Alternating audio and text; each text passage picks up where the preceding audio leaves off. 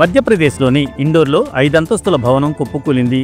జవహర్ మార్గ్లో చోటు చేసుకున్న ఈ దుర్ఘటనలో 13 మంది సజీవ సమాధి అయినట్లు భావిస్తున్నామని అధికారులు తెలిపారు. 14 మందిని రక్షించామని, గాయపడిన వారిని ఆసుపత్రికి తరలించినట్లు పేర్కొన్నారు. సహాయక చర్యలు కొనసాగుతున్నాయని వెల్లడించారు. అయితే శిథిలాల కింద ఉన్నవారి సంఖ్య ఎక్కువగానే ఉండవచ్చని అంటున్నారు.